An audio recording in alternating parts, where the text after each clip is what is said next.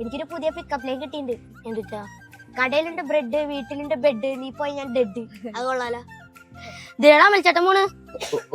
നമുക്ക് ലവിന്റെ ടിപ്സ് ഒക്കെ വിളിക്കാം. ചേട്ടാ ഇവരൊക്കെ പറഞ്ഞിട്ട് ഞാൻ ലവറില്ലാന്ന്.